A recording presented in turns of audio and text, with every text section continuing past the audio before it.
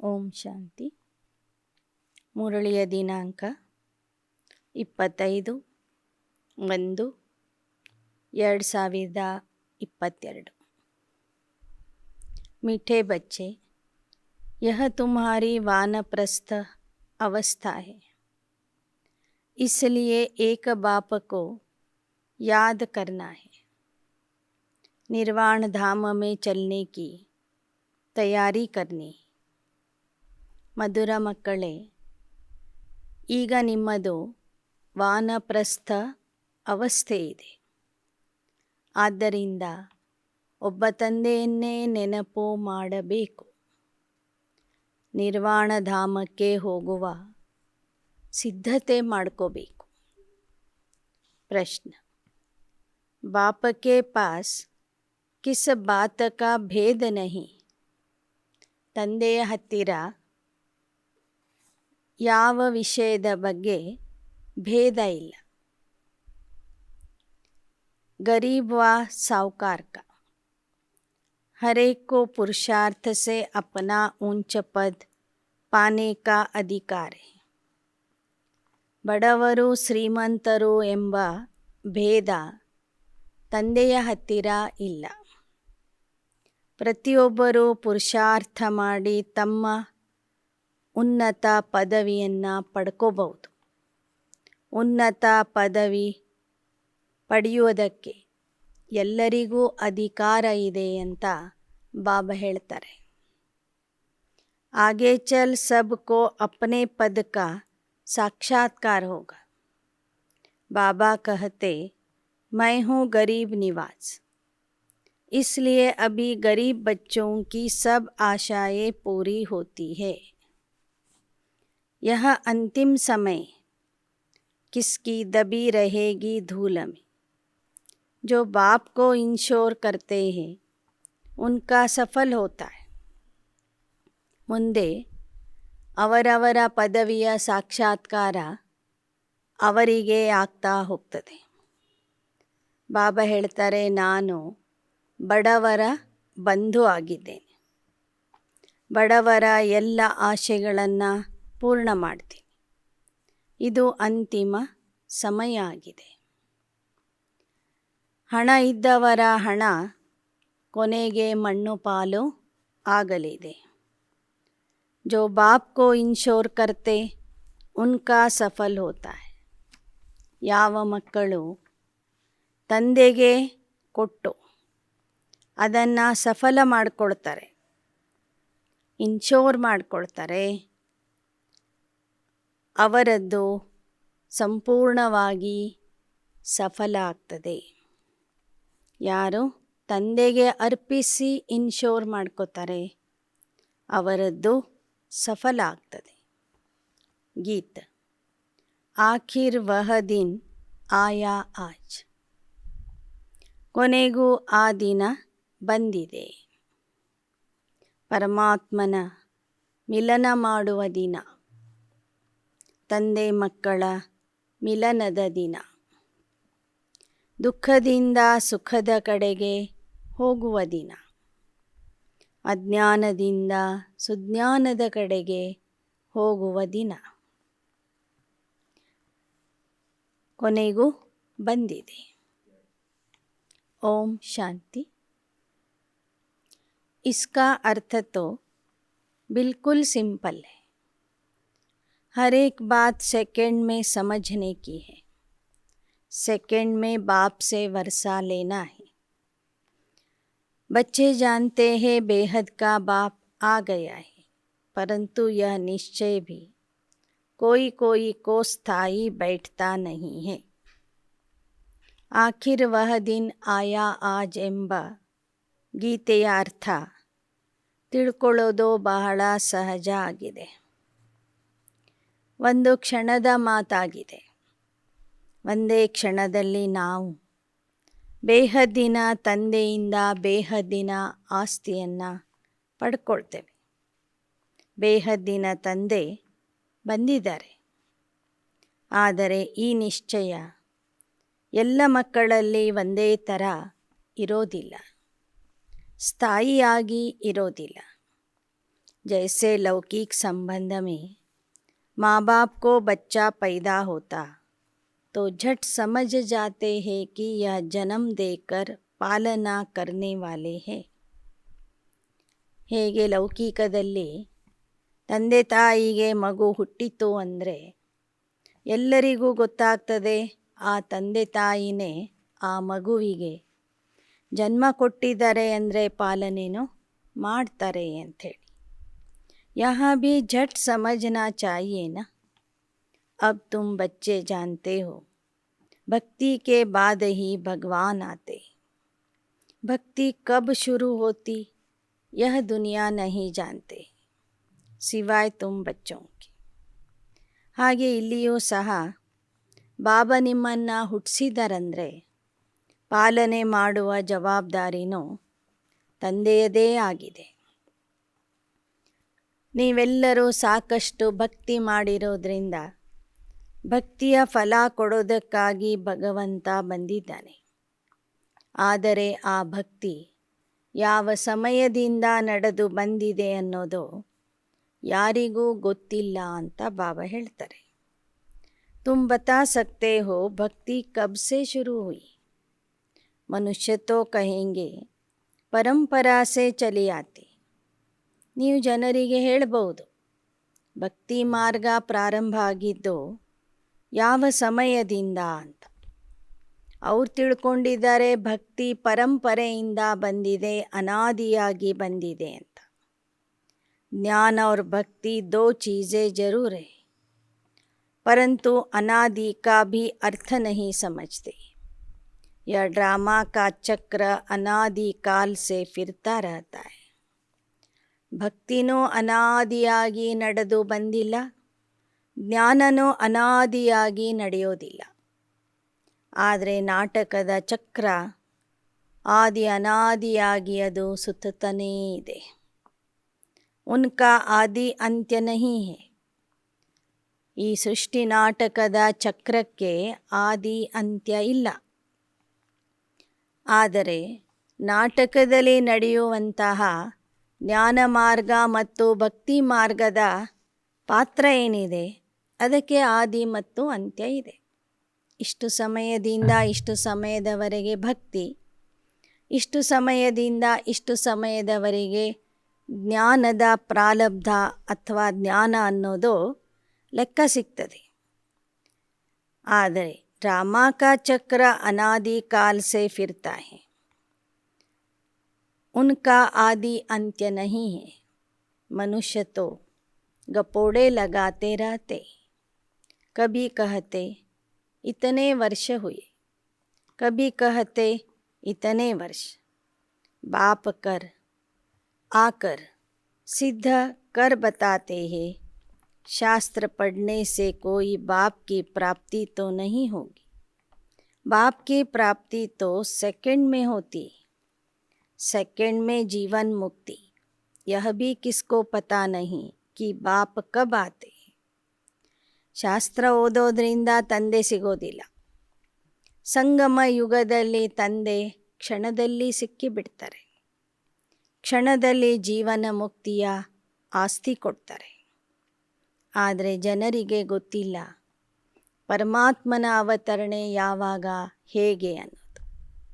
ಅವರು ಕಲ್ಪದ ಆಯುಷ್ಯನೇ ಜಾಸ್ತಿ ಮಾಡಿಬಿಟ್ಟಿದ್ದಾರೆ. ಕಲ್ಪಕಿ ಆಯು लंबी कर दी है. अब बाप जानते हैं, बच्चे भी सब कुछ जानते हैं, परंतु वंडर है जो 10-20 वर्ष में भी कोई को पूरा निश्चय नहीं होता है. ಈಗ ಶುಭಾಬರ್ಗಂತೂ ಸಂಪೂರ್ಣ ಜ್ಞಾನ ಒಳಗೇ ಇದೆ. ಜ್ಞಾನ ಸಾಗರ ಅವನು. ಅವನಿಂದ ಮಕ್ಕಳು ಸಹ ಎಲ್ಲ ವಿಚಾರಗಳನ್ನು ತಿಳ್ಕೊಂಡಿದ್ದೀರಿ, ಜ್ಞಾನ ತಿಳ್ಕೊಂಡಿದ್ದೀರಿ. ಆದರೆ ಆಶ್ಚರ್ಯದ ಮಾತು ಏನಾಗಿದೆ ಅಂದರೆ 10-20 ವರ್ಷಗಳಿಂದ ಜ್ಞಾನ ಕೇಳುವಂಥವ್ರಿಗೂ ಸಹ ತಂದೆಯ ಮೇಲೆ ಸಂಪೂರ್ಣ ನಿಶ್ಚಯ ಬಂದಿರೋದಿಲ್ಲ. निश्चय होने के बाद फिर तो कभी कह न सके कि यह हमारा बाप नहीं है भी बहुत सहज. ಲೌಕಿಕದಲ್ಲಿ ನೋಡಿ, ಮಕ್ಕಳಿಗೆ ಒಮ್ಮೆ ತಂದೆಯ ಮೇಲೆ ನಿಶ್ಚಯ ಬಂತು ಅಂದರೆ ಎಂದೆಂದೂ ಸಂಶಯ ಮಾಡೋದಿಲ್ಲ. ಇವು ನಮ್ಮ ಅಪ್ಪ ಅಲ್ಲ ಅಂತ ಹೇಳೋದಿಲ್ಲ ಅವರು. ಆದರೆ ಇಲ್ಲಿ बच्चा बनने में भी बहुत टाइम लगा है, 10-20 ವರ್ಷ में भी पूरा निश्चय नहीं हुआ है. ಒಬ್ಬರು ತಂದೆಯ ಪಕ್ಕಾ ಮಗು ಆಗಲಿಕ್ಕೂ ಸಮಯ ತಗೋತಾರೆ. 10-20 ವರ್ಷಗಳವರೆಗೆ ಜ್ಞಾನ ಕೇಳಿದರೂ ಕೆಲವರಿಗೆ ಸಂಪೂರ್ಣ ನಿಶ್ಚಯ ಆಗೋದಿಲ್ಲ. अब तुम किसको परिचय देते हो तो सेकंड में निश्चय हो जाता है. ಈಗ ನೀವು ಯಾರಿಗಾದರೂ ಬಾಬನ ಪರಿಚಯ ಕೊಟ್ಟರೆ ಕೆಲವರಿಗೆ ಕ್ಷಣದಲ್ಲಿ ನಿಶ್ಚಯ ಆಗಿಬಿಡ್ತದೆ. ಕೆಲವರಿಗೆ 10-20 ವರ್ಷ ಆದ್ರೂ ನಿಶ್ಚಯನೇ ಆಗೋದಿಲ್ಲ. जनक की बात भी पिछाड़ी की है. दिन प्रतिदिन बहुत सहज होता जाता है. ऐसी अच्छी अच्छी पॉइंट्स निकलती जो झट किसको निश्चय हो जाए. बाप कहते बच्चे अशरीरी बनो. ಜನಕರಾಜನ ಕಥೆ ಇದೆ. ಜನಕರಾಜನಿಗೆ ಕ್ಷಣದಲ್ಲಿ ಜ್ಞಾನದ ಒಂದು ಜ್ಞಾನೋದಯ ಆಯಿತು. ಕ್ಷಣದಲ್ಲಿ ಅವನು ಜೀವನ ಮುಕ್ತಿಗೆ ಅಧಿಕಾರಿ ಆಗ್ತಾನೆ ಅಂತ. ಅದು ಈ ಸಮಯದ, ಅದರಲ್ಲೂ ಸಂಗಮ ಯುಗದ ಕೊನೆ ಸಮಯದ ಮಾತಾಗಿದೆ. ಕೊನೆಗೆ ಬರುವಂಥ ಮಕ್ಕಳಿಗೆ ಕ್ಷಣದಲ್ಲಿ ನಿಶ್ಚಯ ಆಗಲಿದೆ. ಬಾಬಾ ಹೇಳ್ತಾರೆ, ಎಲ್ಲ ಮಕ್ಕಳು ನೀವು ಕ್ಷಣದಲ್ಲಿ ಅಶರೀರಿ ಆಗಬೇಕು. ಅನೇಕ ದೇಹಕ್ಕೆ ಜೋ ಧರ್ಮ ಹೈ ಉನ್ಕೋ छोड़ो. असूल तो एक धर्म था, एक से ही वृद्धि होगी. यह वैरायटी मनुष्य सृष्टि झाड़ मनुष्यों की बात है. वैरायटी धर्मों के झाड़ को भी जानना पड़े. धर्मों की कॉन्फ्रेंस होती है, परंतु उनको पता नहीं कि पहले पूज्य धर्म कौन सा था. ಧರ್ಮ ಸಮ್ಮೇಳನಗಳನ್ನು ಮಾಡ್ತಾರೆ, ಆದರೆ ಮೂಲ ಧರ್ಮದ ಬಗ್ಗೆ ಯಾರಿಗೂ ಗೊತ್ತಿಲ್ಲ. ಈ ಸೃಷ್ಟಿಯ ವೃಕ್ಷ, ಸೃಷ್ಟಿ ನಾಟಕ ವಿವಿಧ ಧರ್ಮಗಳ ವೃಕ್ಷ ಆಗಿದೆ ಅಂತನೂ ಜನರಿಗೆ ಗೊತ್ತಿಲ್ಲ. ನೀವು ಹೋಗಿ ಅವರಿಗೆ ತಿಳಿಸಿ, ಭಾರತ್ ಪ್ರಾಚೀನ ಧರ್ಮ ವಾಲಾ ಹೈ तो जरूर प्राचीन धर्म परमपिता परमात्मा ने ही रचा होगा. ನೀವು ತಿಳಿಸಿ, ಭಾರತದ ಪ್ರಾಚೀನ ಧರ್ಮ ಆದಿ ಸನಾತನ ದೇವತಾ ಧರ್ಮ ಆಗಿತ್ತು. ಆ ಧರ್ಮದ ಸ್ಥಾಪನೆ ಸ್ವಯಂ ಪರಂಪಿತಾ ಪರಮಾತ್ಮ ಮಾಡ್ತಾನೆ. ಭಾರತದ ಪ್ರಾಚೀನ ಧರ್ಮ ಎಲ್ಲ ಧರ್ಮಗಳು ಬರುವ ಮುಂಚಿನಿಂದನೇ ಇತ್ತು ಅಂತನೂ ತಿಳಿಸ್ರಿ. ಭಾರತ್ ಮೇ ಗಾಯಾ ಜಾತಾ ಶಿವ ಜಯಂತಿ, ಮಂದಿರ್ भी है ढेरों के ढेर, तो सबसे बड़े ते बड़ा मंदिर बाप का है ನಿರ್ವಾಣ ಧಾಮ್.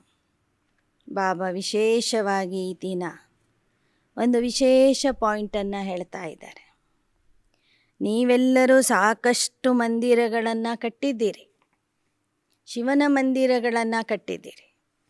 ಆದರೆ ನನ್ನ ಮಂದಿರ ಏನಿದೆ ನಿರ್ವಾಣಧಾಮ, ಅದು ಎಲ್ಲ ಮಂದಿರಗಳಕ್ಕಿಂತ ಬಹಳ ವಿಶಾಲವಾದಂಥ ದೊಡ್ಡ ಮಂದಿರ ಆಗಿದೆ. ಅದರಷ್ಟು ದೊಡ್ಡ ಮಂದಿರ ನೀವು ಈ ಸಾಕಾರ ಲೋಕದಲ್ಲಿ ಕಟ್ಟಲಿಕ್ಕೆ ಆಗೋದಿಲ್ಲ ಅಂತ ಹೇಳ್ತಾರೆ ಬಾಬಾ. ಜहाँ हम आत्माएं बाप के साथ रहती, ಆ ನಿರ್ವಾಣಧಾಮ ಪರಮಧಾಮ ಏನಿದೆ ಅದು ಪರಮಾತ್ಮನ ಮಂದಿರ ಆಗಿದೆ, ಶಿವಾಲಯ ಆಗಿದೆ. ಅಲ್ಲಿ ಅವನೊಬ್ಬನೇ ಇರೋದಿಲ್ಲ, ಅವನ ಜೊತೆಗೆ 800 ಕೋಟಿ ಆತ್ಮಗಳು ಸಹ ಅದೇ ಮಂದಿರದಲ್ಲಿ ವಾಸ ಮಾಡ್ತಾರೆ. ಮಂದಿರ್ रहने का स्थान होता है, तो यह महतत्व कितना बड़ा मंदिर है. ಮಂದಿರ ಅಂದರೆ ವಾಸ ಮಾಡುವ ಸ್ಥಾನ. ಆ ಬ್ರಹ್ಮ ಮಹತತ್ವ ಎಷ್ಟು ದೊಡ್ಡದಾದಂತಹ ಮಂದಿರ ಆಗಿದೆ. ಅದಕ್ಕೆ ಗೋಡೆಗಳೇ ಇಲ್ಲ, ಛಾವಣಿನೂ ಇಲ್ಲ, ನೆಲನೂ ಇಲ್ಲ. ವಿಶಾಲವಾದ ಅದ್ಭುತ ಮಂದಿರ परमधाम आಗಿದೆ. अब तुम्हारी बुद्धि में आना चाहिए, ब्रह्म तत्व सबसे ऊंचे ते ऊंचा मंदिर है. ಈಗ ನಿಮ್ಮ ಬುದ್ಧಿಯಲ್ಲಿ ಈ ವಿಚಾರ ಬರಬೇಕು, ಬ್ರಹ್ಮತತ್ವ ಎಷ್ಟೊಂದು ವಿಶಾಲವಾದಂತಹ ಮಂದಿರ ಆಗಿದೆ. ಹಮ್ ಸಬ್ ವಹಾ ಕೆ ರಹನೆ ವಾಲೆ ಹೇ, ನಾವೆಲ್ಲರೂ ಅಲ್ಲಿಯ ನಿವಾಸಿಗಳು ಆಗಿದೆ. ವಹಾ ಸೂರ್ಯ ಚಾಂದ ನಹಿ ಹೋತೆ, ರಾತ್ ದಿನ್ ನಹಿ ಹೋತಿ. ಅಸುಲ್ ಹಮಾರಾ ರೂಹಾನಿ ಮಂದಿರ್ ವಹ ನಿರ್ವಾಣ ಧಾಮ ಹೈ. ಅಲ್ಲಿ ಸೂರ್ಯ ಚಂದ್ರ ಇರೋದಿಲ್ಲ, ಹಗಲು ರಾತ್ರಿ ಆಗೋದಿಲ್ಲ. ಅದು ನಮ್ಮೆಲ್ಲರ ಆತ್ಮಿಕ ಮಂದಿರ ಆಗಿದೆ. ವಹಿ ಶಿವಾಲಯ ಜहाँ हम ಶಿವ ಬಾಬಾ ಕೆ ಸಾಥ ರಹತೆ, ಅದೇ ನಿಜವಾದ ಶಿವಾಲಯ ಆಗಿದೆ. ಆ ಶಿವಾಲಯದಲ್ಲಿ ನಾವೆಲ್ಲ ಮಕ್ಕಳು ಶಿವನ ಜೊತೆಗೆ ವಾಸ ಮಾಡ್ತೇವೆ. ಶಿವ ಬಾಬಾ ಕಹತೆ, मैं उस शिवालय का रहने वाला हूँ, वह बेहद का शिवालय है. तुम बच्चे शिव के भी वहाँ रहते. ಬಾಬಾ ಹೇಳ್ತಾರೆ, ನಾನು ಆ ಶಿವಾಲಯದ ನಿವಾಸಿಯಾಗಿದ್ದೇನೆ, ನೀವು ಮಕ್ಕಳು ಸಹ ಅದೇ ಶಿವಾಲಯದಲ್ಲಿ ನನ್ನ ಜೊತೆಗೆ ಇರ್ತೀರಿ. ಆ ಪರಮಧಾಮ ಶಿವಾಲಯ ಏನಿದೆ ಅಲ್ಲ, ಅದಕ್ಕೆ ನಿರಾಕಾರಿ ಶಿವಾಲಯ ಅಂತ ಹೇಳಲಾಗ್ತದೆ, ಬೇಹದ್ದಿನ ಶಿವಾಲಯ ಅಂತ ಹೇಳಲಾಗ್ತದೆ. ವ ಇನ್ಕಾರ್ಪೋರಿಯಲ್ ಶಿವಾಲಯ.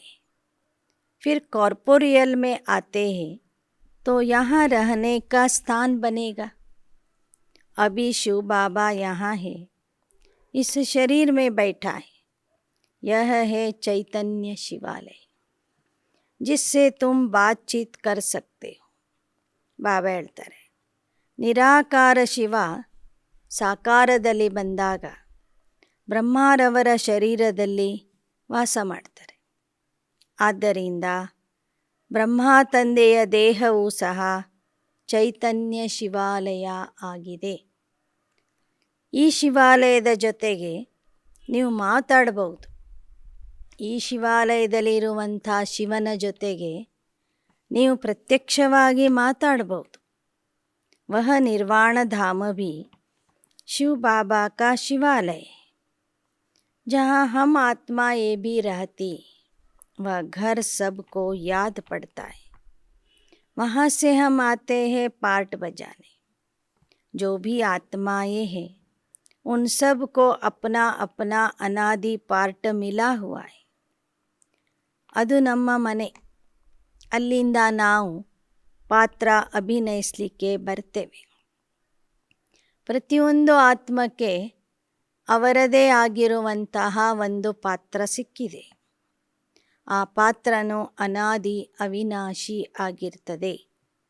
ಜಿಸ್ಕಿ ನ ಆದಿ ಹೇ ನ ಅಂತ್ಯ. ಪ್ರತಿಯೊಂದು ಆತ್ಮಕ್ಕೆ ಸಿಕ್ಕಿರುವಂಥ ಪಾತ್ರ ಅನಾದಿ ಅವಿನಾಶಿಯಾಗಿ ರಿಪೀಟ್ ಆಗ್ತಾ ಇರ್ತದೆ. तुम बच्चे जानते हो, हम उस असूल शिवालय के रहने वाले. फिर शिव बाबा जो स्वर्ग स्थापन करते, उनको भी शिवालय कहा जाता है. शिव बाबा का स्थापन किया हुआ ಸ್ವರ್ಗ. ಒಂದು ಶಿವಾಲಯ ಬಾಬಾ ಹೇಳಿದರು ಪರಮಧಾಮ ಶಿವಾಲಯ. ಎರಡನೇ ಶಿವಾಲಯ ಹೇಳಿದರು ಬ್ರಹ್ಮ ತಂದೆಯ ದೇಹನೇ ಚೈತನ್ಯ ಶಿವಾಲಯ ಅಂತ. ಮೂರನೇ ಶಿವಾಲಯ ಬಾಬಾ ಹೇಳ್ತಾ ಇದ್ದಾರೆ ಸತ್ಯಯುಗ ಅಥವಾ ಸ್ವರ್ಗ ಏನಿದೆ ಅದು ಸಹ ಶಿವಾಲಯ ಆಗಿದೆ. ಯಾಕೆ ಅಂದರೆ ಅದು ಶಿವನಿಂದ ಸ್ಥಾಪನೆ ಆಗಿರ್ತದೆ.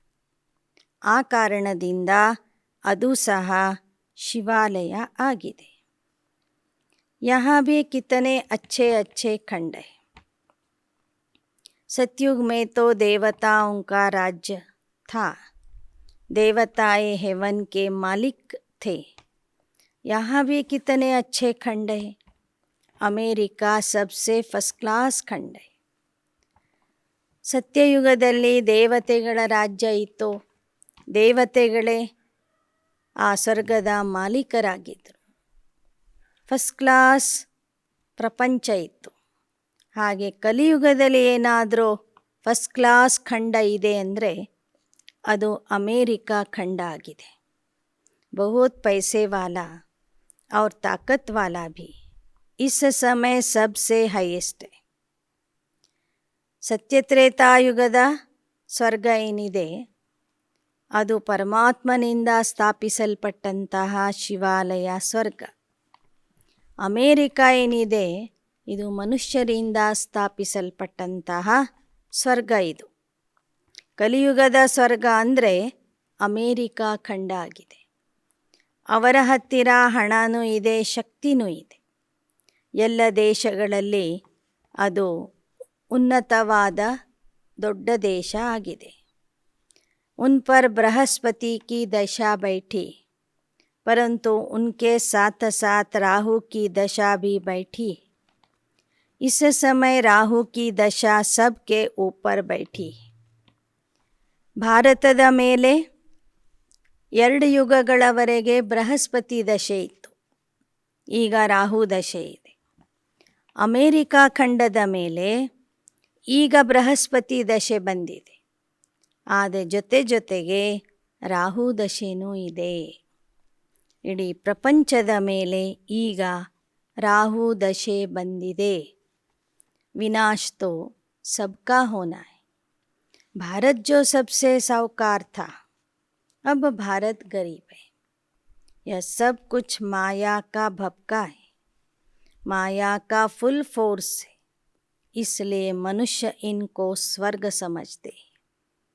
ಭಾರತ ಈಗ ಬಡ ದೇಶ ಆಗಿದೆ.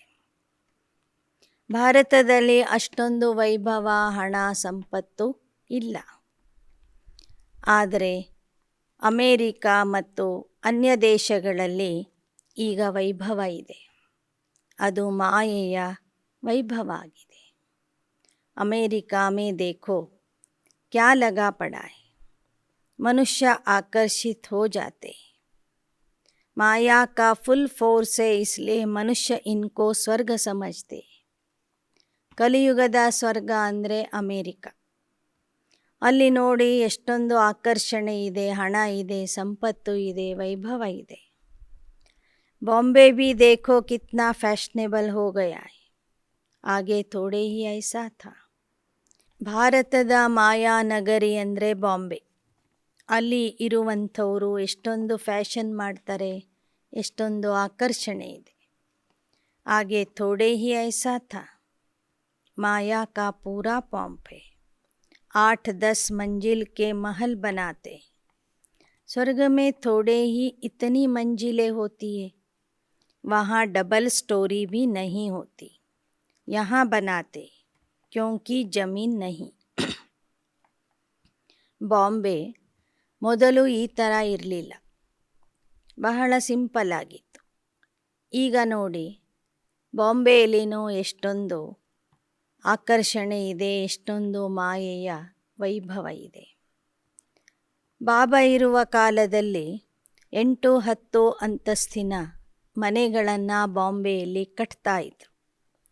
ಈಗ ನೋಡಿದರೆ 100 ಅಂತಸ್ತಿನ ಮನೆಗಳನ್ನು, ಕಟ್ಟಡಗಳನ್ನು ಬಾಂಬೆಯಲ್ಲಿ ಕಟ್ತಾ ಇದ್ದಾರೆ. ಆದರೆ ನಿಮ್ಮ ಸ್ವರ್ಗದಲ್ಲಿ ಎಲ್ಲ ಸಿಂಗಲ್ ಸ್ಟೋರಿ ಮನೆಗಳಿರ್ತವೆ. ಒಂದೇ ಅಂತಸ್ತಿನ ಮನೆ, 2ನೇ ಅಂತಸ್ತನ್ನು ಇರೋದಿಲ್ಲ ಅಂತ ಹೇಳ್ತಾರೆ ಬಾಬಾ. ಯಾಕೆ ಅಂದರೆ ಅಲ್ಲಿ ಸಾಕಷ್ಟು ಜಮೀನಿರ್ತದೆ. ಇಲ್ಲಿ ಜಮೀನಿನ ಅಭಾವದಿಂದ ಒಂದರ ಮೇಲೆ ಒಂದು ಮನೆಗಳನ್ನು ಕಟ್ತಾರೆ. ಅಲ್ಲಿ ಜಮೀನಿಗೆ ಯಾವುದೇ ರೀತಿಯ ಕೊರತೆ ಇರೋದಿಲ್ಲ. ಸಾಕಷ್ಟು ಜಮೀನನ್ನು ಯಾರಿಗೆ ಎಷ್ಟು ಬೇಕೋ ಅಷ್ಟು ಉಪಯೋಗಿಸ್ಕೋಬೋದು. यहाँ ಜಮೀನ್ का भाव बढ़ गया है. ಇಲ್ಲಿ ಒಂದು ಅಡಿಗೆ ಇಷ್ಟು ಸಾವಿರ ಅಂತ ಜಮೀನಿನ ಒಂದು ಬೆಲೆ ಏರ್ತಾನೇ ಇದೆ ಇಲ್ಲಿ. ಮನುಷ್ಯ ಸಮझते यही स्वर्ग है, प्लान बनाते परंतु कहते नर चाहत कुछ और. मनुष्य कितनी चिंता में रहते हैं. ಈ ಬಾಂಬೆ ಅಮೇರಿಕಾ ನೋಡಿ ಜನ ತಿಳ್ಕೋತಾರೆ ಇದೇ ಸ್ವರ್ಗ ಅಂತ. ಮತ್ತು ಹೊಸ ಹೊಸ ರೀತಿಯ ಯೋಜನೆಗಳನ್ನು ಮಾಡ್ತಾನೇ ಇರ್ತಾರೆ. ಆದರೆ ಮನುಷ್ಯರು ಬಯಸೋದೇ ಒಂದು, ಆಗೋದೇ ಮತ್ತೊಂದು. ಮೌತತ್ತೋ ಸಬ್ಕೆ ಸಾಮ್ನೆ ಹೈ. ಭವ್ಯವಾದಂಥ ಮನೆಗಳಲ್ಲಿ ಇರೋರು, ಅಮೇರಿಕಾದಲ್ಲಿ ಇರೋರು, ಬಾಂಬೆಯಲ್ಲಿ ಇರೋರು ಎಲ್ಲರಿಗೂ ಇವತ್ತು ಚಿಂತೆ ಇದೆ. ಮೃತ್ಯು ಎಲ್ಲರ ಎದುರಿಗೆ ಬಂದು ನಿಂತಿದೆ. ಸಬ್ಕೆ ಗಲೆ ಮೇ ಮೌತ್ ಕಿ ಫಾಸಿ ಹೈ. ಅಭಿ ತುಮ್ ಭಿ ಫಾಸಿ ಪರ್, ತುಮ್ಹಾರಿ ಬುದ್ಧಿ ನೈ ದುನಿಯಾ ಮೇ ಲಗಿ ಹುಯಿ. ಎಲ್ಲರೂ ಮೃತ್ಯುವಿನ ಗಲ್ಲಿಗೆ ಏರಿದ್ದಾರೆ. ನಿಮ್ಮ ಬುದ್ಧಿ ಈಗ ಹೊಸ ಪ್ರಪಂಚಕ್ಕೆ ಅಂಟ್ಕೊಂಡಿದೆ. ಹೊಸ ಪ್ರಪಂಚದ ಕಡೆಗೆ ನಿಮ್ಮ ಬುದ್ಧಿ ಹೋಗ್ತದೆ. सब की यहाँ वानप्रस्थ अवस्था है, अर्थात जाने का समय है. इसलिए बाप कहते मुझे याद करो. ಇಡೀ ಪ್ರಪಂಚನೇ ಇವತ್ತು ವಾನಪ್ರಸ್ಥ ಅವಸ್ಥೆಯಲ್ಲಿ ಇದೆ. ಅದಕ್ಕಾಗಿ ಬಾಬಾ ಹೇಳ್ತಾರೆ, ಮಕ್ಕಳೇ ನನ್ನನ್ನು ನೆನಪು ಮಾಡಿರಿ. ಮೈ ಸಬ್ಕೋ ಲೇನೆ ಆಯಾ. ನಾನು ಬಂದಿರೋದೇ ಎಲ್ಲರನ್ನೂ ಕರ್ಕೊಂಡು ಹೋಗೋದಕ್ಕೆ. ಮಚ್ಚರೋ ಸದೃಶ್ಯ ತುಮ್ ಸಬ್ಕೋ ಜಾನಾ ಹೈ. 84 का चक्र पूरा हुआ, अब जीते जी याद करो. हम जीते जी स्वर्ग में जाने के लिए तैयार बैठे और कोई भी स्वर्ग में जाने के लिए तैयारी नहीं करते.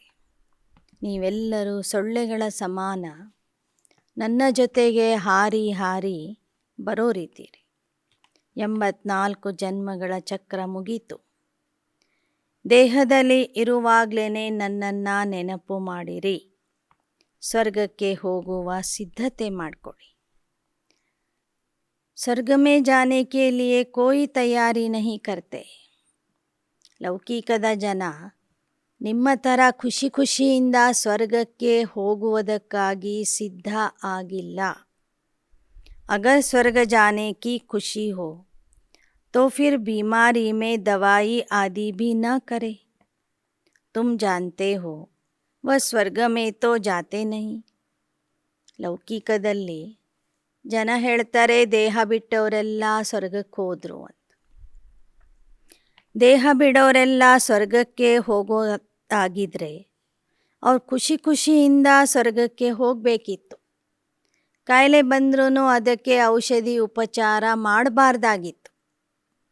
ಯಾಕೆ ಅಂದರೆ ದೇಹ ಬಿಟ್ಟರೆ ಸ್ವರ್ಗಕ್ಕೆ ಹೋಗ್ತಾರಲ್ವ, ಮತ್ತ್ಯಾಕೆ ಹೆದರಬೇಕು. ಆದರೆ ಒಬ್ಬರೂ ಸಹ ಖುಷಿಯಿಂದ ಸ್ವರ್ಗಕ್ಕೆ ಹೋಗಲು ತಯಾರಾಗಿಲ್ಲ. ಯಾಕೆ ಅಂದರೆ ನಿಮಗೆ ತಿಳಿದಿದೆ ಅವರು ಯಾರೂ ಸಹ ಸ್ವರ್ಗಕ್ಕೆ ಹೋಗೋದಿಲ್ಲ. ಮತ್ತೆ ಇದೇ ನರಕದಲ್ಲಿ ಹುಟ್ಟಿ ಬರ್ತಾರೆ. अब तुम स्वीट होम में जा रहे. वह गॉड फादर का होम, रूहानी शिवालय. फिर सत्ययुग को जिस्मानी शिवालय कहा जाता है. ನೀವೀಗ ಖುಷಿ ಖುಷಿಯಿಂದ ತಂದೆಯ ಮನೆಗೂ ಹೋಗ್ತೀರಿ. ನಂತರ ನಿಮ್ಮ ರಾಜ್ಯದಲ್ಲಿ ಅಂದರೆ ಸ್ವರ್ಗದಲ್ಲಿನೂ ಬರ್ತೀರಿ. ಸತ್ಯಯುಗ ಸ್ಥೂಲವಾದ ಸ್ವರ್ಗ. ಬಾಬಾ ಹೇಳ್ತಾರೆ ಪರಮಧಾಮ ಆತ್ಮಿಕ ಶಿವಾಲಯ. ಆತ್ಮಗಳು ಇರುವಂಥ ಶಿವಾಲಯ ಸ್ವರ್ಗ. ಜಿಸ್ಮಾನಿ ಶಿವಾಲಯ,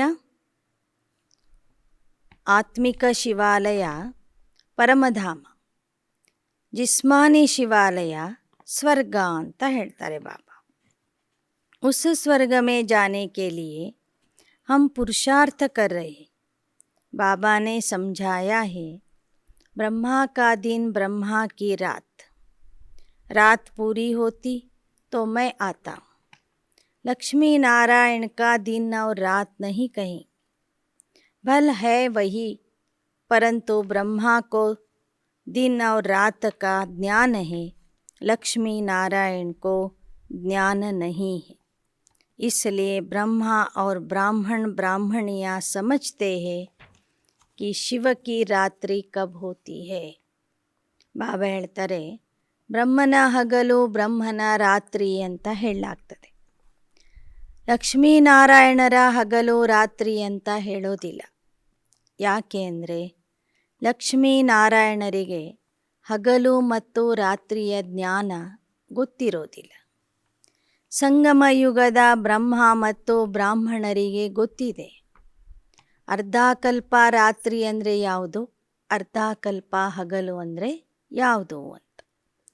दुनिया तो इन बातों को जानती नहीं. शिव निराकार वह कैसे आई, यह भी पूछना पड़ेगा ना. ಜಗತ್ತಿನ ಜನರಿಗಂತೂ ಏನೂ ಗೊತ್ತಿಲ್ಲ ಅಂತಾರೆ ಬಾಬಾ. ಆ ನಿರಾಕಾರ ಪರಮಾತ್ಮ ಸಾಕಾರ ಜಗತ್ತಿಗೆ ಹೇಗೆ ಬರ್ತಾರೆ. ಶಿವ ಜಯಂತಿ ಪರ್ ತುಮ್ ಬಹುತ್ ಸರ್ವಿಸ್ ಕರ್ತೆ ಹೋ, ಕರ್ ಸಕ್ತೆ. ಶಿವ ಜಯಂತಿಯ ಸಮಯದಲ್ಲಿ ಸಾಕಷ್ಟು ಸೇವೆ ಮಾಡಬಹುದು. ಅಭಿ ತುಮ್ಹಾರಾ ಝಾಡ್ ಛೋಟಾ ಹೈ, इस झाड़ को तूफ़ान आते रहते और झाड़ों को इतने तूफ़ान नहीं आते. उसमें तो एक के पीछाड़ी और सब आते जाते. यहाँ तुम्हारा नया जन्म है, माया के तूफ़ान भी सामने खड़े हैं और किसको तूफ़ान का सामना नहीं करना पड़ता है. ಬಾಬಾ ಹೇಳ್ತಾರೆ, ಇತರ ಧರ್ಮಗಳ ಶಾಖೆಗಳು ಏನಿದ್ದಾವೆ ಅವರಿಗೆ ಅಷ್ಟೊಂದು ಬಿರುಗಾಳಿ ಬರೋದಿಲ್ಲ. ಈ ಬ್ರಾಹ್ಮಣರ ಒಂದು ಹೊಸ ವೃಕ್ಷ ಏನು ಈಗ ಚಿಗುರ್ತಾ ಇದೆ, ಇದಕ್ಕೆ ಬಹಳ ಬಿರುಗಾಳಿ ಬರ್ತದೆ. ಇದು ಹೊಸ ವೃಕ್ಷ, ಇನ್ನೂ ಇದರಲ್ಲಿ ಶಕ್ತಿ ಇಲ್ಲ. ಬೇರೆ ಧರ್ಮದವರಂದರೆ ಬಲ್ತಿರುವಂಥ ವೃಕ್ಷದಲ್ಲಿ ಹುಟ್ಟುವ ಶಾಖೆಗಳು. ಆ ಧರ್ಮದ ಅನುಯಾಯಿಗಳು ಸಹ ಧರ್ಮಸ್ಥಾಪಕರ ಹಿಂದೆ ಬಂದುಬಿಡ್ತಾರೆ. ಅವರ ಶಕ್ತಿ ಸಂಘಟನೆ ಜಾಸ್ತಿ ಆಗ್ತದೆ. ಆದರೆ ಸಂಗಮ ಯುಗದ ಈ ಹೊಸ ವೃಕ್ಷ, ಬ್ರಾಹ್ಮಣ ಪರಿವಾರದ ವೃಕ್ಷ ಏನಿದೆ, ಎಳೆ ವೃಕ್ಷ ಇದು. ಹೀಗಾಗಿ ಇದಕ್ಕೆ ಮಾಯೆ ಅನೇಕ ರೀತಿಯಿಂದ ತೊಂದರೆ ಕೊಡ್ತದೆ. ಮಾಯಾ ಕೆ ತೂಫಾನ್ ಆತೆ ಯಹಾ ಕಿ ಧರ್ಮ ಸ್ಥಾಪನಾ ಮೇ. ಇತರ ಧರ್ಮದವರು ಧರ್ಮಸ್ಥಾಪನೆ ಮಾಡುವಾಗ ಮಾಯೆ ಅಷ್ಟೊಂದು ಅವರಿಗೆ ವಿರೋಧ ಮಾಡೋದಿಲ್ಲ, ತೊಂದರೆ ಕೊಡೋದಿಲ್ಲ. ಏನೋ ಧರ್ಮಸ್ಥಾಪಕರಿಗೆ ಒಬ್ಬರಿಗೆ ಮಾತ್ರ ಜನ ಸ್ವಲ್ಪ ಕಷ್ಟ ಕೊಡ್ತಾರೆ. ಆದರೆ ಈ ಧರ್ಮದ ಸ್ಥಾಪನೆಯ ಕಾರ್ಯದಲ್ಲಿ ಯಾರೆಲ್ಲರೂ ತೊಡಗಿದ್ದಾರೆ, ದೇವತಾ ಧರ್ಮದ ಸ್ಥಾಪನೆಯ ಕಾರ್ಯದಲ್ಲಿ ತೊಡಗಿರುವಂಥ ಎಲ್ಲ ಮಕ್ಕಳಿಗೂ ಸಹ ಮಾಯೆ ಅಲುಗಾಡಿಸ್ತದೆ. ಬಹುತ್ ಊಂಚಿ ಮಂಜಿಲ್ ಹೈ. ಅಲ್ಲಿ ಧರ್ಮಸ್ಥಾಪಕರಿಗೆ ಮಾತ್ರ ವಿರೋಧ ಬಂತು, ಕಷ್ಟ ಆಯಿತು. ಧರ್ಮದ ಅನುಯಾಯಿಗಳಿಗೇನು ಕಷ್ಟ ಆಗಿಲ್ಲ ಅಲ್ಲಿ. ಆದರೆ ಇಲ್ಲಿ ದೇವತಾ ಧರ್ಮದ ಸ್ಥಾಪನೆ ಮಾಡುವಂಥ ಪ್ರತಿಯೊಬ್ಬ BK ಬ್ರಹ್ಮಕುಮಾರ್ ಕುಮಾರಿಯರಿಗೆ ಸಾಕಷ್ಟು ವಿಘ್ನಗಳು ಬರ್ತವೆ. ಮಾಯೆ ಸಾಕಷ್ಟು ಕಾಡಿಸ್ತದೆ. ಇದು ಬಹಳ ಎತ್ತರದ ಗುರಿಯಾಗಿದೆ. ವಿಶ್ವ ಕಾ ಬಾದಶಾಹ ಬನನಾ कोई नई बात नहीं है, फिर भी माया तूफान लाती है. तुम अनेक बार इस तूफान से पार होकर अपना राज्य भाग्य लेते हो.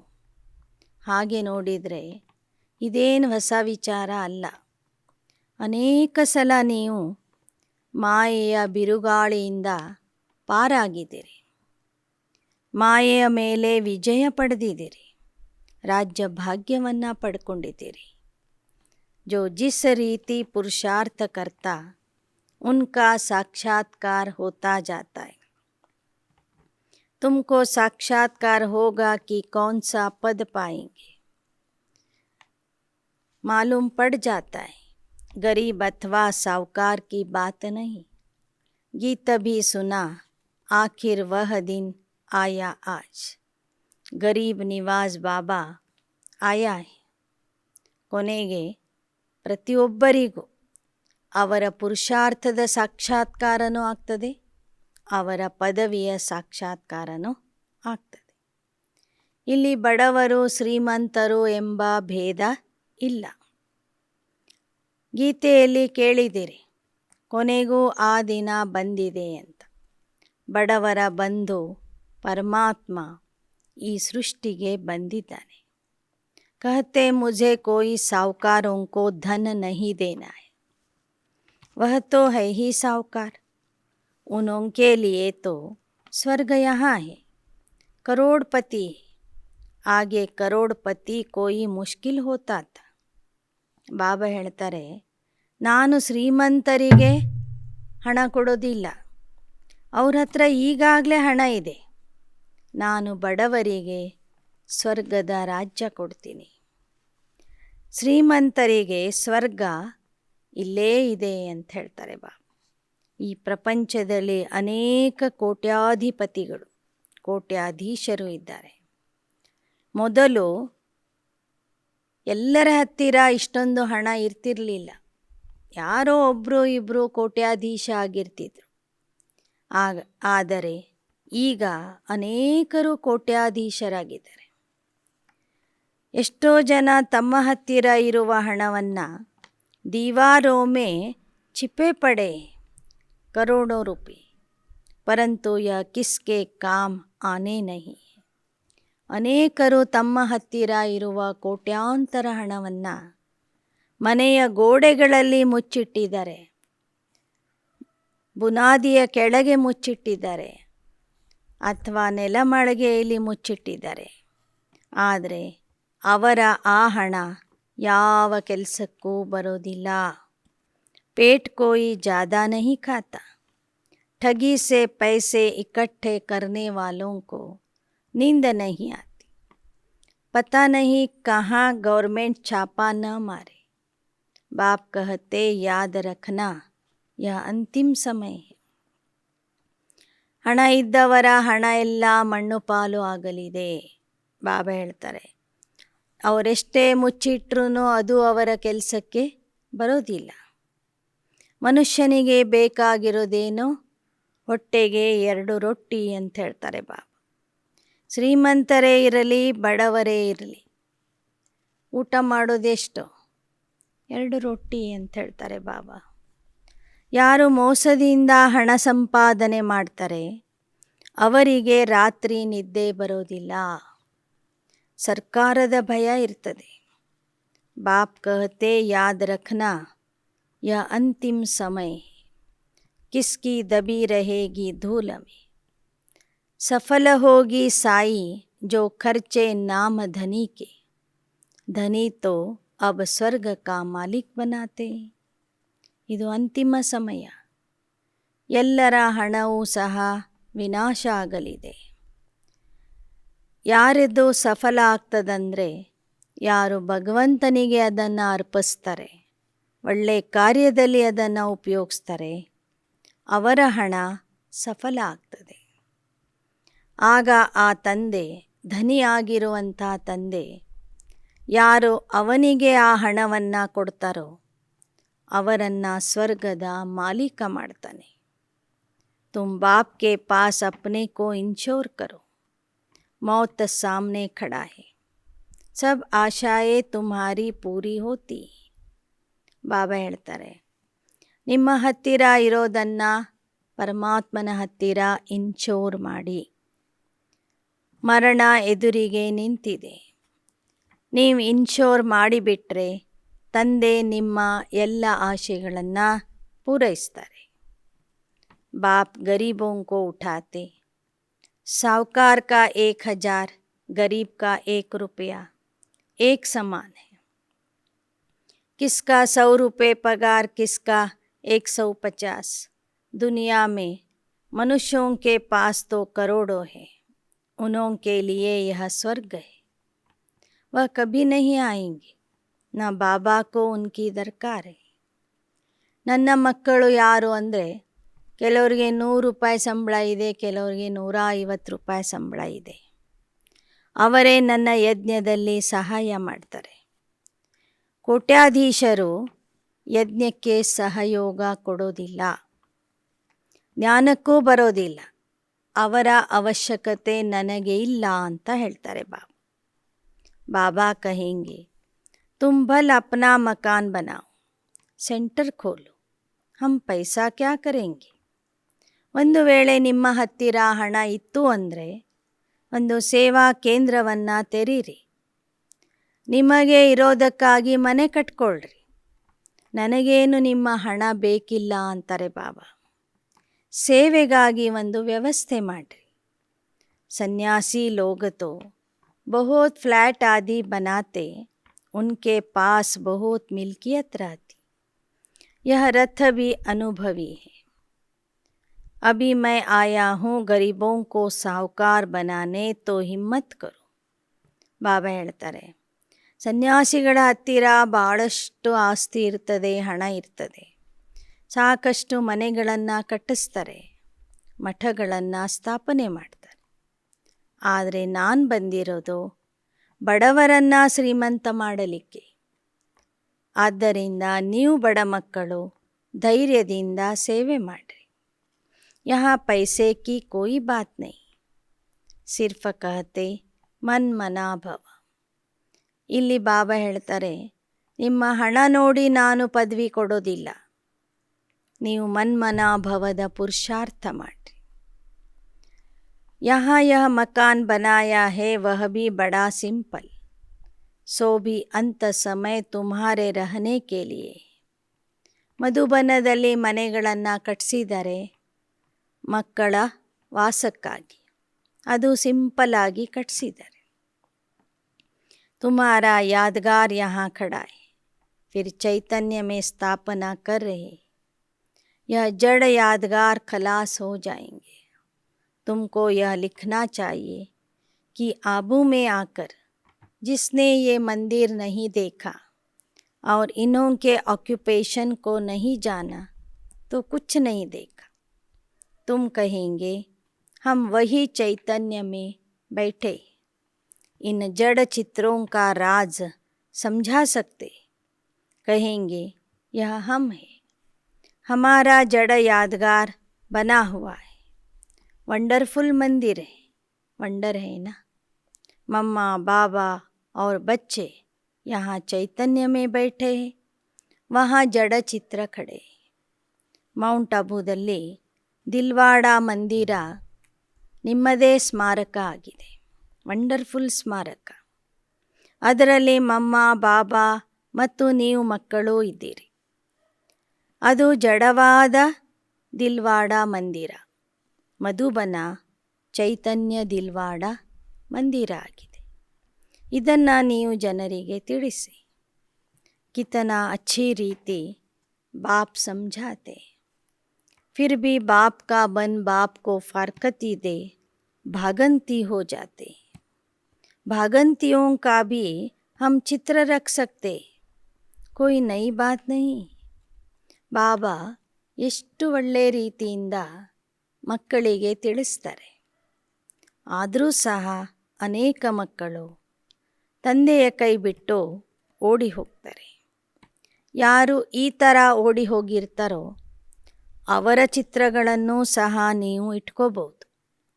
ಇಂಥವ್ರು ಬರ್ತಿದ್ರು, ಇಂಥವ್ರು ಈಗ ಬರಲ್ಲ ಅಂತ ಅವರ ಚಿತ್ರಗಳನ್ನು ನೀವು ತೋರಿಸ್ಬೋದು. अगर पक्का निश्चय है तो अपना राजाई का चित्र बना लो, तो स्मृति रहेगी. हम भविष्य में डबल सिरताज स्वर्ग के मालिक बनेंगे.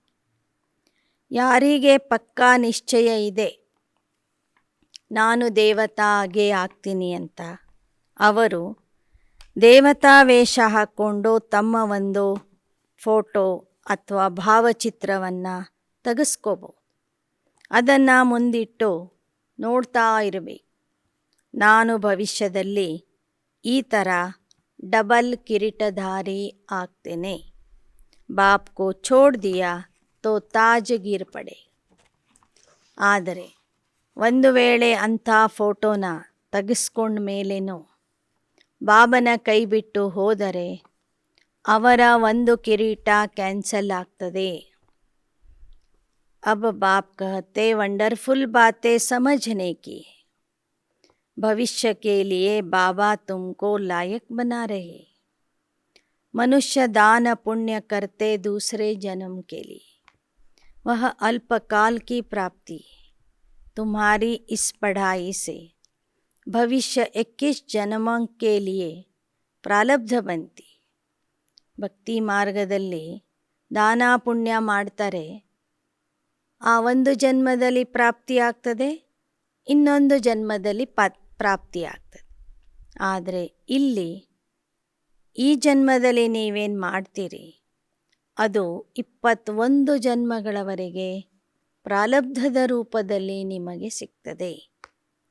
कोई इस माता पिता की आज्ञा पर पूरा चले तो एकदम तर जाए.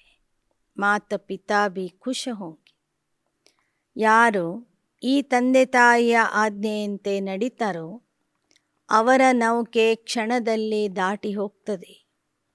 ಮಾತಾ ಪಿತಾನು ಅಂಥ ಮಕ್ಕಳನ್ನು ನೋಡಿ ಖುಷಿ ಪಡ್ತಾರೆ. ಶಿವ ಬಾಬಾ ಕಹತೆ ಮೈ ನಿಷ್ಕಾಮಿ ಹೂँ, अभोक्ता हूँ. मैं यह टोली आदि कुछ नहीं खाता. विश्व की बादशाही तुम्हारे लिए, यह खान पान भी तुम्हारे लिए. मैं तो सर्वेंट हूँ. मेरे आने का समय भी मुकर्रर है. कल्प कल्प अपने बच्चों को राज्य भाग्य देकर मैं निर्वाण धाम में बैठ जाता हूँ. ಬಾಬಾ ಹೇಳ್ತಾರೆ, ನಾನು ನಿಷ್ಕಾಮಿ ಆಗಿದ್ದೇನೆ, ಅಭೋಕ್ತ ಆಗಿದ್ದೇನೆ. ನೀವು ಕೊಡುವ ಟೋಲಿ ಪ್ರಸಾದ ಹಣ್ಣುಗಳನ್ನು ತಿನ್ನೋದಿಲ್ಲ. ವಿಶ್ವದ ರಾಜ್ಯ ಭಾಗ್ಯ ನಿಮಗಾಗಿ ತಂದಿದ್ದೇನೆ. ನನಗೆ ಆ ರಾಜ್ಯನೂ ಬೇಕಿಲ್ಲ, ನೀವು ಕೊಡುವ ಊಟ ಪಾನಿ ಆಹಾರನೂ ಬೇಕಿಲ್ಲ. ನಾನು ಸೇವಕನಾಗಿ ಬಂದಿದ್ದೇನೆ. ನನ್ನ ಸಮಯಕ್ಕೆ ಸರಿಯಾಗಿ ಬಂದು ಸೇವೆ ಮಾಡಿ ಮಕ್ಕಳಿಗೆ ರಾಜ್ಯ ಭಾಗ್ಯ ಕೊಟ್ಟು ನಾನು ನಿರ್ವಾಣ ಧಾಮಕ್ಕೆ ಹೋಗಿಬಿಡ್ತೇನೆ. ऐसे बाप को कभी भूलना नहीं चाहिए, लेकिन बच्चे भूल जाते हो. जो बाप तुमको स्वर्ग की बादशाही देते. ಯಾವ ತಂದೆ ನಿಮಗೆ ಸ್ವರ್ಗದ ರಾಜ್ಯ ಭಾಗ್ಯ ಕೊಡ್ತಾರೆ ಅಂಥ ತಂದೆಗೆ ಮಕ್ಕಳು ಮರಿತಾರೆ. किसको बाप का परिचय देने का बहुत सहज तरीका बताया. पूछो परमात्मा से आपका क्या संबंध है. प्रजापिता ब्रह्मा से आपका क्या संबंध है. दोनों बाप है ना. ಬಾಬಾ ಹೇಳ್ತಾರೆ, ಪರಮಾತ್ಮನ ಪರಿಚಯ ಕೊಡುವ ಸರಳ ವಿಧಾನನೋ ಬಾಬಾ ನಮಗೆ ತಿಳಿಸಿದ್ದಾರೆ. ಯಾರೇ ಬರಲಿ ಅವರಿಗೆ ಪ್ರಶ್ನೆ ಮಾಡಿರಿ, ಪರಮಾತ್ಮನ ಜೊತೆಗೆ ನಿಮಗೆ ಯಾವ ಸಂಬಂಧ ಇದೆ, ಪ್ರಜಾಪಿತ ಬ್ರಹ್ಮನ ಜೊತೆಗೆ ಯಾವ ಸಂಬಂಧ ಇದೆ, ನಂತರ ತಿಳಿಸಿ ಅವರಿಬ್ಬರೂ ಸಹ ನಿಮಗೆ ತಂದೆ ಆಗಿದ್ದಾರೆ ಅಂತ. ಒಬ್ಬರು ನಿರಾಕಾರ, ಒಬ್ಬರು ಸಾಕಾರ. ಬಾಪ್ ಕೋ ಸರ್ವವ್ಯಾಪಿ कहने से वर्षा कैसे मिलेगा. श्रीमत भगवान की मिलती है. श्रीमत से ही तुम ಶ್ರೇಷ್ಠತೆ ಶ್ರೇಷ್ಠ ಬಂತೆ. ಆ ತಂದೆಗೆ ಸರ್ವವ್ಯಾಪಿ ಅಂತ ಹೇಳಿಬಿಟ್ರೆ ಅವನಿಂದ ಆಸ್ತಿ ಹೇಗೆ ಸಿಗ್ತದೆ? ಸಿಗೋದಿಲ್ಲ. ಆದ್ದರಿಂದ ಬಾಬಾ ಹೇಳ್ತಾರೆ, ಒಬ್ಬನೇ ಆದಂಥ ಪರಮಾತ್ಮನನ್ನು ಸರಿಯಾಗಿ ತಿಳ್ಕೊಳ್ಳಿ, ಅವನ ಶ್ರೀಮತದಂತೆ ನಡೀರಿ. ಶ್ರೀಮತದಿಂದನೇ ನೀವು ಶ್ರೇಷ್ಠಾತಿ ಶ್ರೇಷ್ಠ ಆಗ್ತೀರಿ ಅಂತನೂ ಜನರಿಗೆ ತಿಳಿಸಿ. अच्छा मीठे मीठे सिकिलदे बच्चों प्रति माता पिता बाप दादा का याद प्यार और गुड मॉर्निंग। रूहानी बाप की रूहानी बच्चों को नमस्ते। रूहानी बच्चों की रूहानी बाप दादा को याद प्यार गुड मॉर्निंग और नमस्ते नमस्ते नमस्ते। धारणा के लिए मुख्य सार। धारणೆಗಾಗಿ मुख्यांशಗಳು। माया के तूफानों को पार करते हुए बाप से पूरा वर्षा लेना है। माता पिता की आज्ञाओं को अमल में लाना है। ಮಾಯೆಯ ಬಿರುಗಾಳಿಯನ್ನು ಎದುರಿಸುತ್ತಾ ದಾಟಿ ಹೋಗಬೇಕು. ತಂದೆಯಿಂದ ಸಂಪೂರ್ಣ ಆಸ್ತಿಯನ್ನು ಪಡೆಯಬೇಕು. ಮಾಯೆಯ ಬಿರುಗಾಳಿಯಿಂದ ದಾಟಿ ಹೋಗಬೇಕು. ತಂದೆಯಿಂದ ಸಂಪೂರ್ಣ ಆಸ್ತಿಯನ್ನು ಪಡೆಯಬೇಕು. ಮಾತಾ ಪಿತನ ಆಜ್ಞೆಗಳನ್ನು ಆಚರಣೆಯಲ್ಲಿ ತರಬೇಕು. ಎರಡನೇದು, पुरानी दुनिया को भूल नई दुनिया को याद करना है।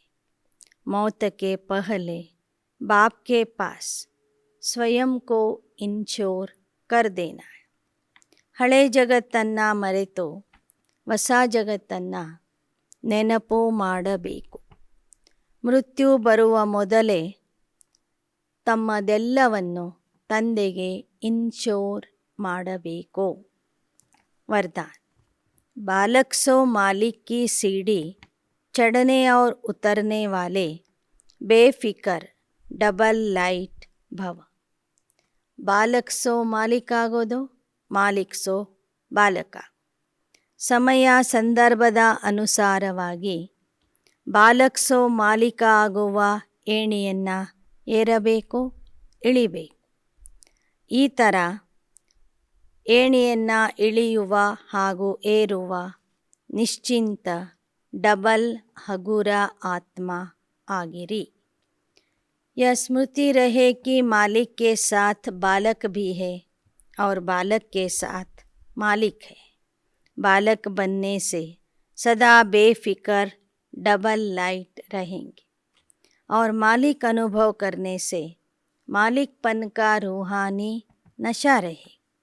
राय देने के समय मालिक और जब मेजॉरिटी फाइनल करते हैं तो उस समय बालक। यह बालक और मालिक बनने की भी एक सीढ़ी है। यह सीढ़ी कभी चढ़ो कभी उतरो, कभी बालक बन जाओ कभी मालिक बन जाओ, तो किसी भी प्रकार का बोझ नहीं रहेगा. सदा ನೆನ್ಪಿಟ್ಕೊಳ್ಳಿ, ನೀವು ಸಂಗಮ ಯುಗದಲ್ಲಿ ಬಾಲಕ ಮತ್ತು ಮಾಲೀಕ ಎರಡೂ ಆಗಿದ್ದೀರಿ. ಬಾಲಕ ಆಗೋದ್ರಿಂದ ನಿಶ್ಚಿಂತ ಹಗುರ ಆಗಿ ಇರ್ತೀರಿ. ಮಾಲೀಕ ಆಗಿ ಅನುಭವ ಮಾಡೋದ್ರಿಂದ ಮಾಲೀಕತನದ ನಶೆ ಇರ್ತದೆ. ನಿಮ್ಮ ಸಲಹೆಗಳನ್ನು ಕೊಡುವಾಗ ಮಾಲೀಕ ಆಗಿ ಸಲಹೆಗಳನ್ನು ಕೊಡಿ. ಆದರೆ ಎಲ್ಲರೂ ಸೇರಿ ಒಂದು ನಿರ್ಣಯ ಮಾಡಿದಾಗ ಬಾಲಕ ಆಗಿ ಅದನ್ನು ಒಪ್ಕೊಳ್ಳಿ.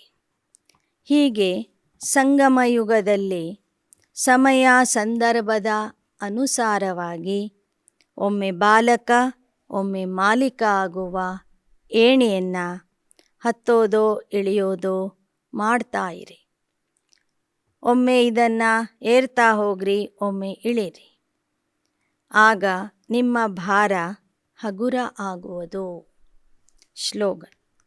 जो पुरुष अर्थात आत्मा समझ रथ अर्थात शरीर द्वारा कार्य कराते हैं वही सच्चे पुरुषार्थी है. ಯಾರು ಪುರುಷ ಅಂದರೆ ಆತ್ಮ ಆಗಿ, ರಥ ಅಂದರೆ ದೇಹದ ಮೂಲಕ ಕಾರ್ಯಗಳನ್ನು ಮಾಡಿಸ್ತಾರೆ, ಅವರೇ ನಿಜವಾದ ಪುರುಷಾರ್ಥಿ. ಪುರುಷ ಪ್ಲಸ್ ರಥಿ ಅಂದರೆ ಪುರುಷಾರ್ಥಿ. ಈ ರಥದ ಮೂಲಕ ಕಾರ್ಯ ಮಾಡಿಸುವವರೇ ನಿಜವಾದ पुरुषार्थिಗಳು. लवलीन स्थिति का अनुभव करो. सेवा वह स्वयं की चढ़ती कला में सफलता का मुख्य आधार है एक बाप से अटूट प्यार. ಸೇವೆಯಲ್ಲಿ ಮತ್ತು ಸ್ವಪುರುಷಾರ್ಥದಲ್ಲಿ ಏರುವ ಕಲೆಗೆ ಆಧಾರ ಆಗಿದೆ ಒಬ್ಬ ತಂದೆಯ ಮೇಲೆ ಇರುವ ಅಪಾರವಾದ ಪ್ರೀತಿ. ಸೇವೆಯಲ್ಲಿ ಸ್ವಪುರುಷಾರ್ಥದಲ್ಲಿ ಏರುವ ಕಲೆಯಲ್ಲಿ ಸಫಲತೆಯನ್ನು ಪಡೆಯೋದಕ್ಕೆ ಆಧಾರ ಆಗಿದೆ ತಂದೆಯ ಮೇಲೆ ಇರುವ ಅಪಾರ ಪ್ರೀತಿ. ತಂದೆಯ ವಿನಃ ಕುछ ದಿಖಾಯಿ ನ ದೆ, ನಮಗೆ ಯಾರೂ ಕಾಣಿಸಬಾರದು. ಸಂಕಲ್ಪ में भी बाबा, बोल में भी बाबा, कर्म में भी बाबा का साथ. ऐसी लवलीन स्थिति में रह एक शब्द भी बोलेंगे तो वह स्नेह के बोल दूसरी आत्मा को भी स्नेह में बांध देंगे. ಸಂಕಲ್ಪದಲ್ಲೂ ಬಾಬಾ, ಶಬ್ದದಲ್ಲೂ ಬಾಬಾ, ಕರ್ಮದಲ್ಲೂ ಬಾಬಾವ್ರನ್ನ ಜೊತೆಗಿಟ್ಕೊಂಡು ಕರ್ಮ ಮಾಡೋದು. ಈ ಥರ ಲವಲೀನ ಸ್ಥಿತಿ ನಿಮ್ಮಲ್ಲಿ ಇದ್ದರೆ ನೀವು ಆಡುವ ಶಬ್ದಗಳಲ್ಲಿನೂ ಪರಮಾತ್ಮನ ಪ್ರೀತಿ ಕಾಣಿಸ್ತದೆ. ಆ ಪ್ರೀತಿ ಆತ್ಮರನ್ನು ಪರಮಾತ್ಮನ ಪ್ರೇಮ ಬಂಧನದಲ್ಲಿ ಬಂಧಿಸಿ ಬಿಡುತ್ತದೆ. ऐसी लवलीन आत्मा का एक बाबा शब्द ही जादू मंत्र का काम करेगा.